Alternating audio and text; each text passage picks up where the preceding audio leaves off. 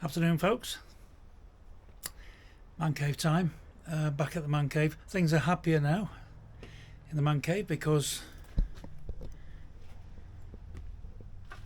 Daisy is back off the ramps. I carried out a starter motor transplant and it sorted it out, on fingers crossed, and touch wood, yes, sorted it out. So hopefully we'll be going to the Dragon Rally in a couple of weeks' time on 3 wheels. The reason I use her is so I can carry all the gubbins that other people want me to take, you know, so it makes things easy for them. Anyway, that's Daisy sorted. This one was interesting for me and Nick, me and my son Nick. We went across to Smalley Cross a week or so ago, and because I booked a test ride on a CF Moto 450 MT. Been a long time coming, to be honest. It's a bike that interests me, and it interests me even more now. I've had a test ride on it. More of that in the video. But Nick went across. He wanted to have a go on the Royal Enfield 450 Guerrilla. Bear in mind that both Nick and myself are 6'3". We both had the same impression when we first saw it. Oh, it isn't very big, is it? Physically, it's compared to what we've been riding. It looked and felt when we sat on it like a 125, to be honest. But it's a nice bike, but it's physically a lot smaller than what we're used to. But yeah, we took. I didn't ride the Guerrilla as such, apart from a few yards. So I'll relate during the video. I'll try to relate what Nick, and try to include some of his impressions. For me, the CF Moto, it was food for thought to begin with. It's even more food for thought now.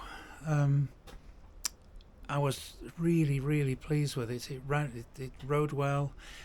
Everything about it just ticked all the boxes. Still not entirely sure that I want to swap Blizzard for anything else. On the way back, I thought I was pleasantly surprised by how little the change was between the CF Moto and riding Blizzard back, riding the Himalayan back. So, you know, it was an interesting experience, though. It was an interesting ride. So yeah, there's one or two things, as is often the case with me. I switch the camera on and then completely forget what I'm going to say or what I've got to do. So there'll be one or two places on the video where I filled information in the form of subtitles, if you like, in text form. So but I hope it answers a few questions for one or two people. But either way, reading between the lines, they're not going to be delivered anytime soon. This problem with KTM restructuring themselves is stopping the CF Moto from coming into the country for the time being. So it'll be a case of wait and see. But I can see myself going across there to have another ride on it, just to confirm my thoughts, you know. If I'd got the wherewithal, if I'd got the money, I would have one in the garage straight away. But whether I really want to swap one for Blizzard, I don't know. Blizzard does everything I want it to do. Anyway, never mind. Alright, see what you think. Watch it through. Give me your own opinions. Give me your thoughts. Give us a thumbs up. Subscribe if you're not already done so, and hit the notification button. Alright, thanks a lot. Cheers.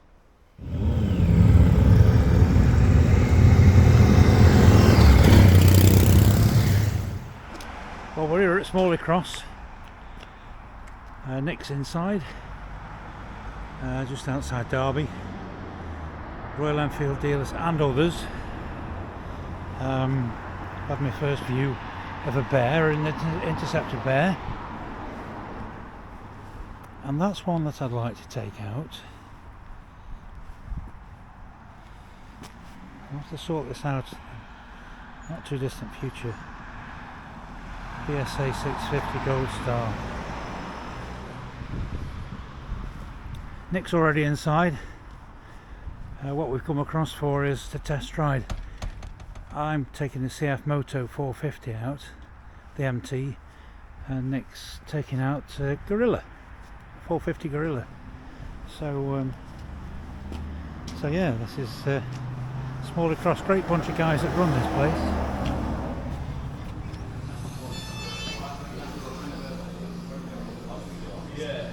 Inside into the wall, and that's the bear, and that's the CF Moto 450 and the Royal Enfield Guerrilla 450.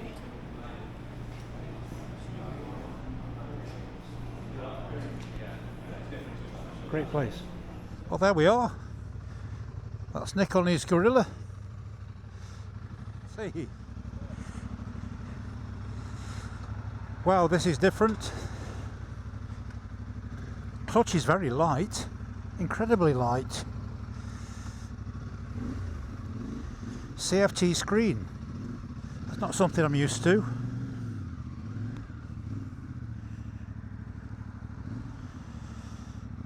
It's really comfortable at the minute. Having said that, I've only done about 10 feet.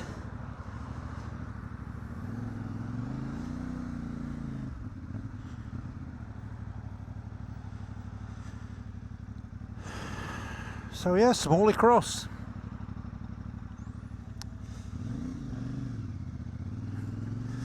The CF Moto 450 MT.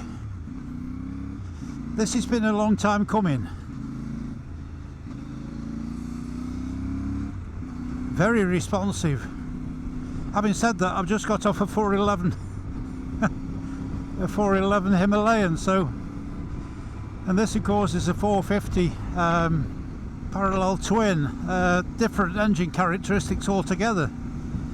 But like I say, I've been looking forward to this for quite some time. I'm not going to overdo it with any braking or anything like that, because the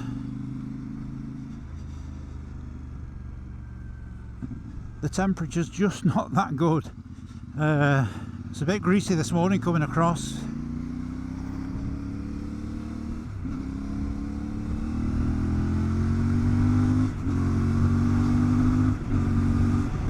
Oh yes.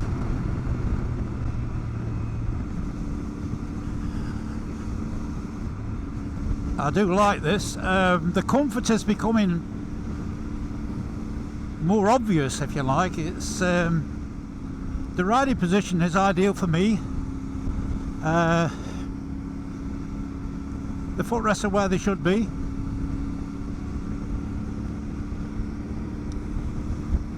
The handlebars, knowing me, I would probably put risers on, but the handlebar, yeah, they're comfortable. Yeah, standing on the pegs, dead easy. It's how it should be. It's an adventure bike.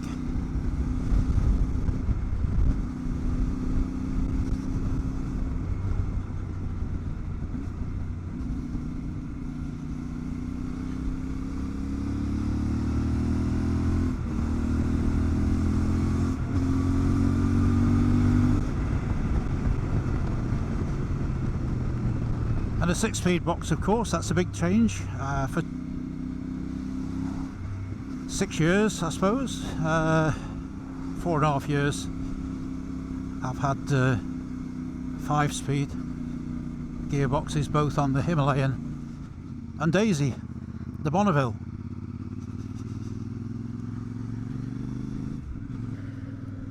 Nick's behind me on the Guerrilla.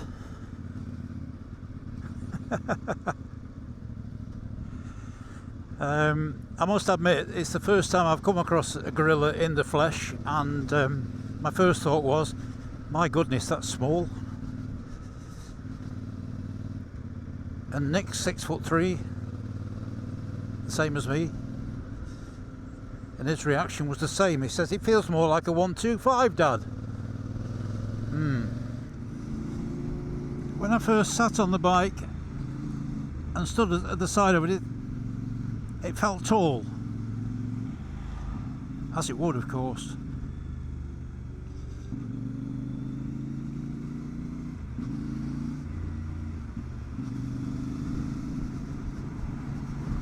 But it feels right. Don't think there's any other way of describing it. It just feels right. Throttle's progressive. It's not snatchy. The clutch is incredibly light. Incredibly light. I do like this TFT screen.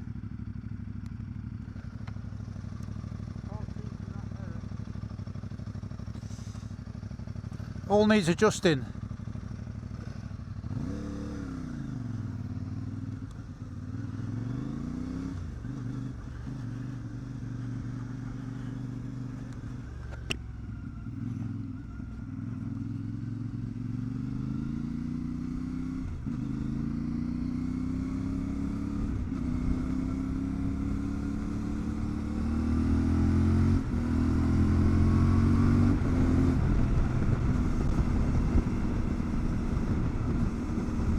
It is a totally different animal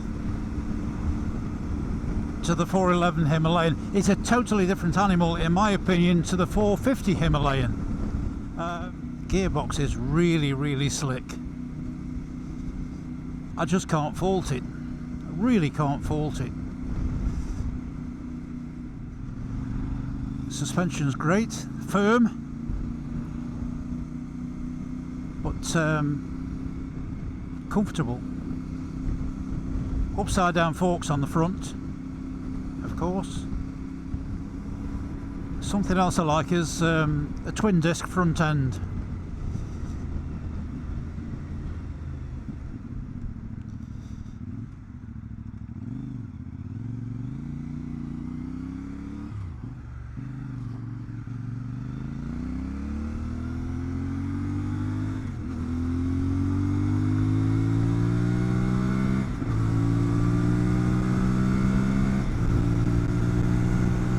Very, very responsive.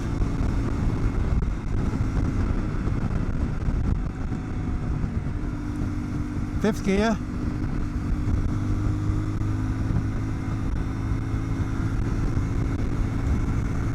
And into sixth. Wow, yes.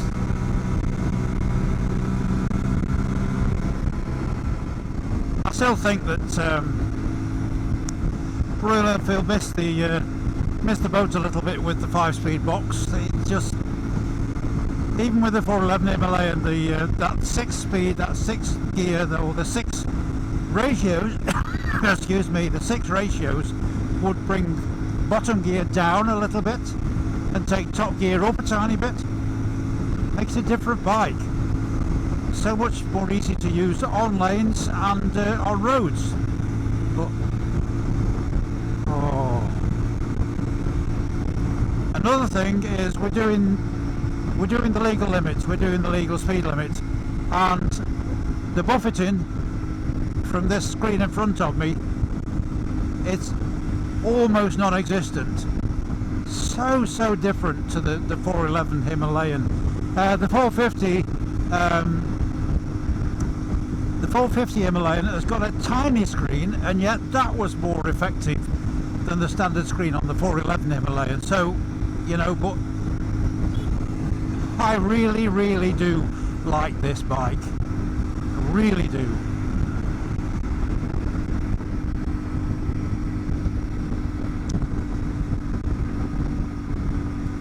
When Charlie, rest day rider, when Charlie put an order in straight away after a test ride, I thought she was perhaps being a little bit too hasty. Not in this, I can understand why now. And the same with Chris Hill, an idiot on board, he calls himself on YouTube. Yeah, I can see why he made this choice. But what I will say is that as long as I'm so enthusiastic about riding off-road, riding the green lanes, I still think the Himalayan is probably the right bike for me. But we'll see. We'll see. Well, that was just one stretch of the A38, which is, it's the same as motorway work, really, obviously.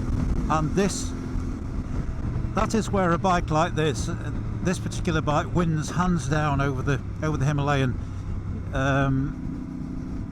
Coming down here this morning on that stretch, going the other way, 60, and that was it.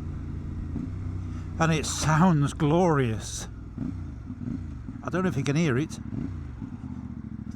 It sounds absolutely glorious.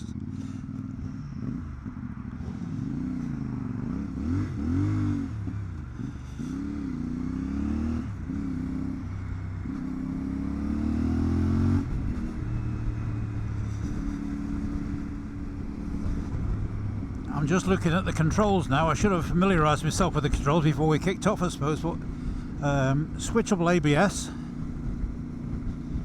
Yep.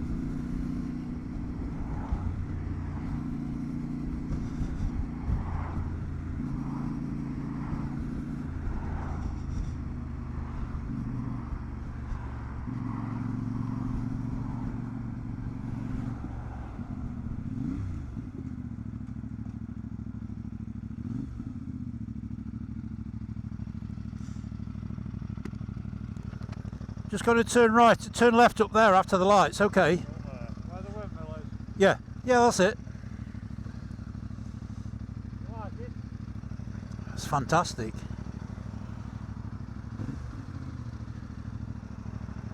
The sound is fantastic. No protection. Your legs are freezing.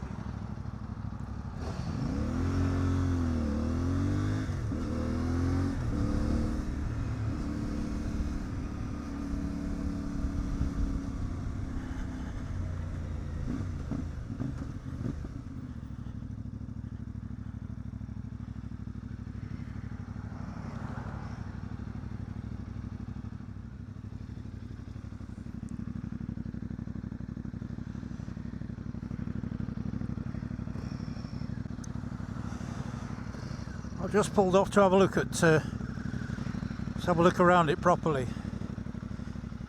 It's got rider aids, I know that, but I just can't. I'm too old. I'm a dinosaur. I don't know whether I would use rider aids if I wanted them. And there's the Guerrilla. It is a small bike when you see it. They're the same size engine, but totally different bikes. What do you think of it? Alright, yeah. Comfortable, It is. but it's too small for me. Yeah, I know what you mean, because I thought the same when I saw it. Yeah, so I'll go swampy now.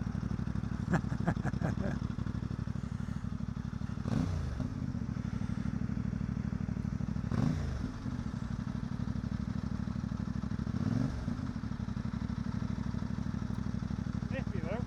Hey, Very nifty. but it's a good engine.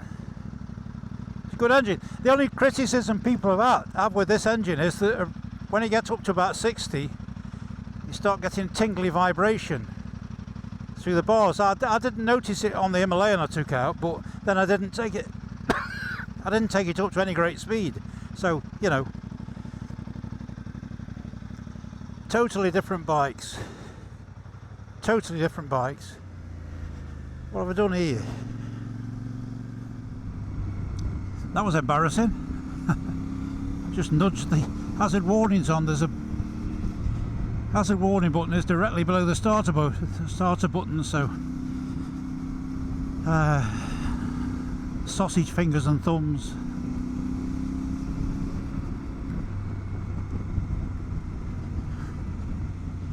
Yeah, I don't want to start messing about with rider aids anyway. with rider settings.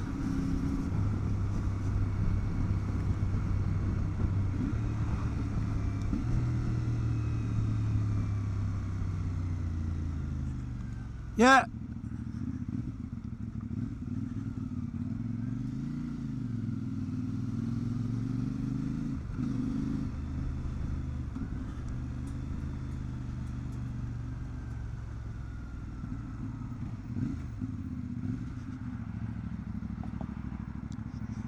I like those, I like the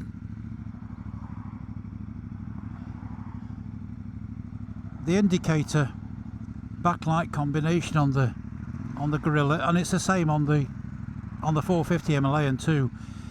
The only thing about the 450 Himalayan is that I would worry on green lanes just how easy those light units would be damaged. Straight up into 6th gear. What are we doing?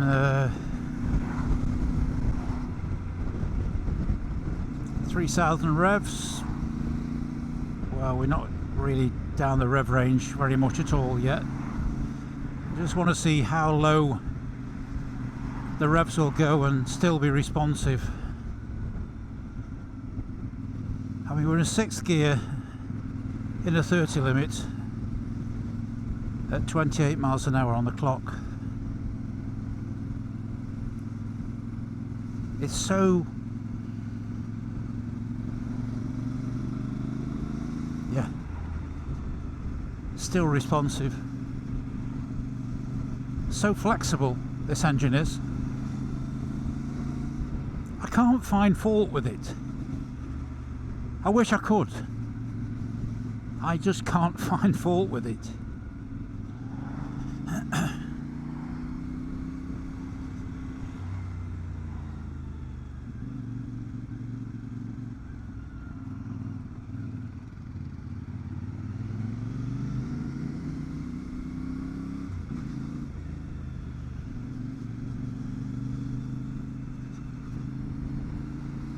For a while I couldn't find the dip switch.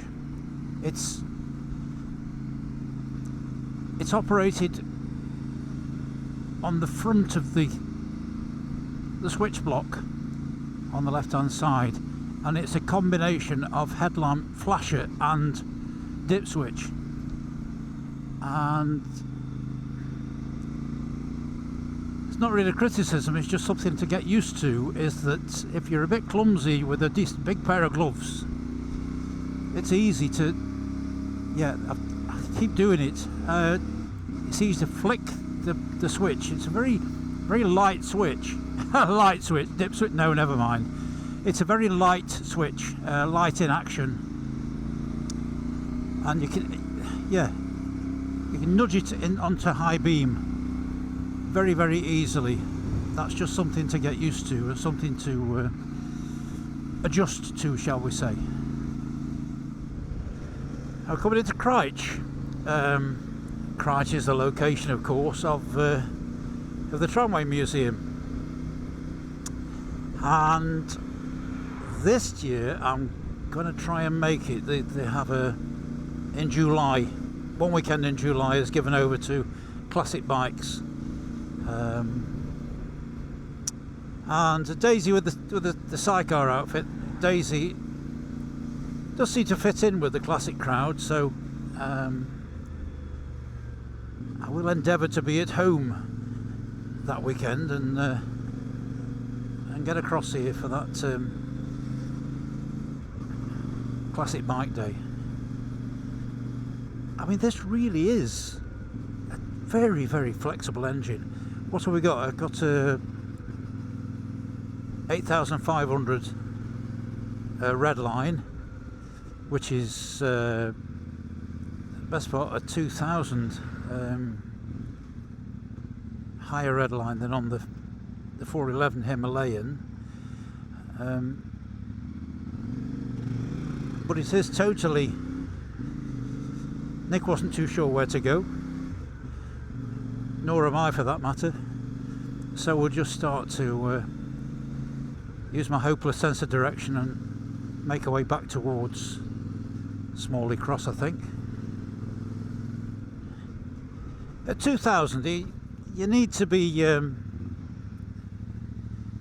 going down a gear at 2000 really.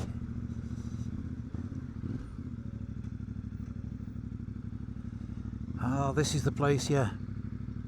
They used to use this in peak practice quite a lot.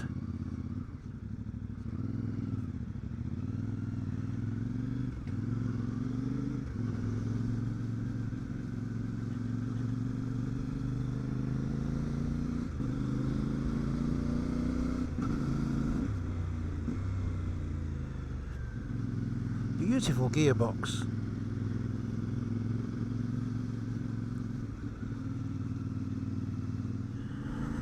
This is the standard exhaust, and it's absolutely mesmerising as this sound.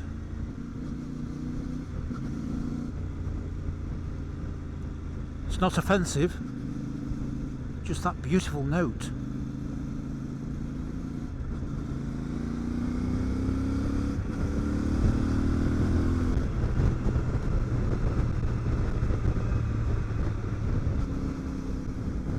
You know,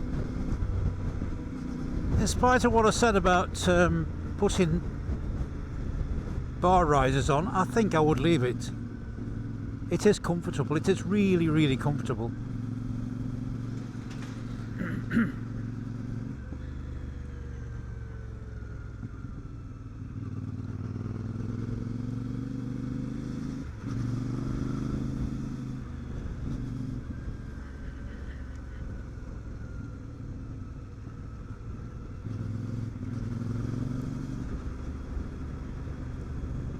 I certainly wouldn't hesitate to take on some fairly straightforward green lanes, and I'm just thinking about the Espinama Trail in the Picos de Europa. Yeah, it's not too cumbersome to take that on, I don't think.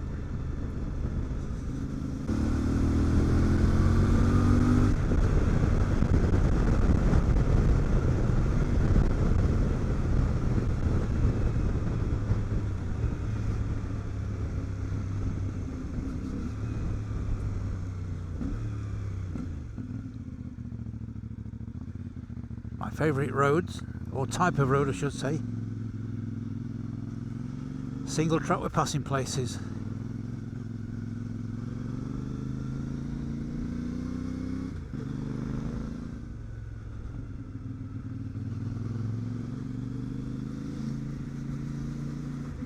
Nick will be nervous through here because he's not on an adventure bike as such.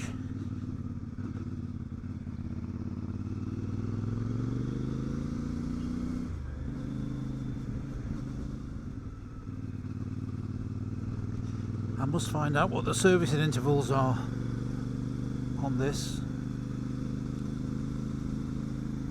You see, the other thing about the 411 Himalayan is that this thing is so simple and straightforward. With tappage adjustments are dead easy, whereas I'm fairly sure with this, as with the 450 Royal Enfield, it's bucket and shim, which means it's got to go to the workshop.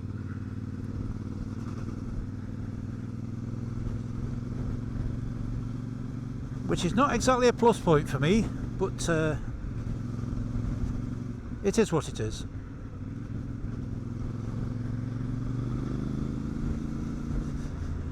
We can't live in the past forever, can we? Much as we'd like to.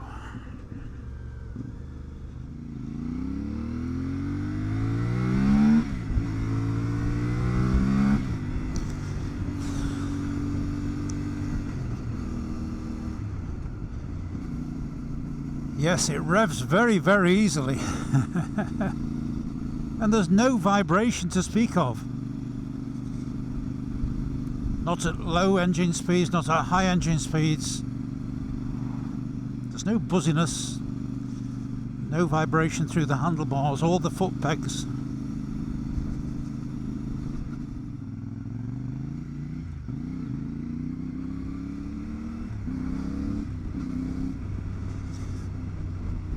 Speaking to Nick, just back there, his only criticism of the bike, of the Guerrilla, is its size, physical size. At 6'3", both of us would find it a bit cramped, to be honest. But performance-wise, not a problem at all. The only other thing, I just remembered, yeah, the only other thing that, because Nick's still in his formative years, I suppose, really, as a motorcyclist, but his bikes that he's had for the last couple of years they've had some bodywork around them, whereas the Guerrilla is a totally naked bike and it's just not his thing. He likes a bit of wind protection for his knees.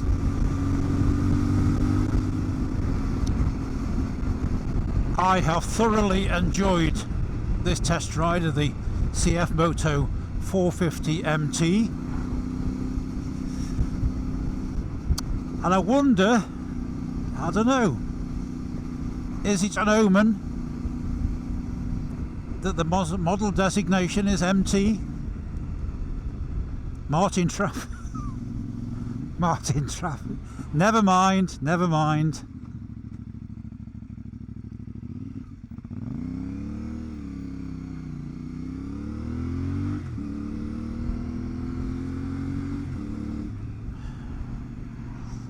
I suppose the other thing is, I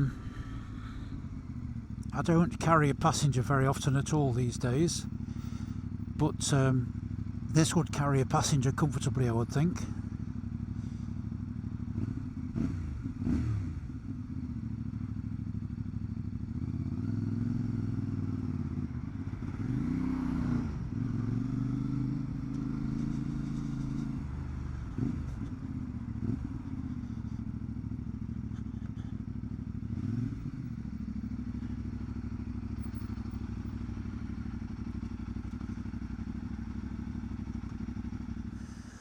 Well, we're back.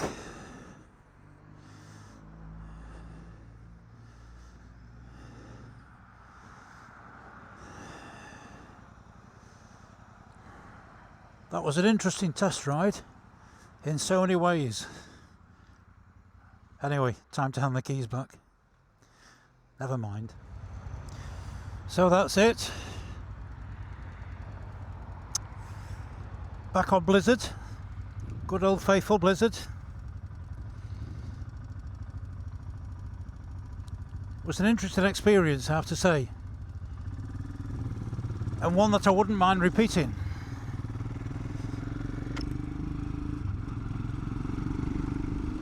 But that CF Moto is a totally different bike.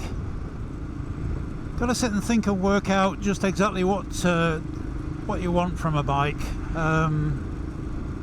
And what's going to serve your needs the best.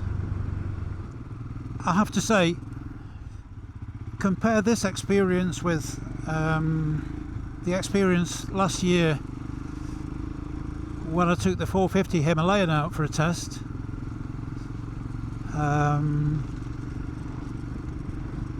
This is more difficult. Having said that, common sense has got to come into it, but I have to say, at an on-the-road price of 5,699, I just, not an easy decision, to say the least. Anyway, that's it. Thanks for watching. I hope you found it as interesting as I found it fascinating. I certainly enjoyed making this video. I think that's fairly obvious.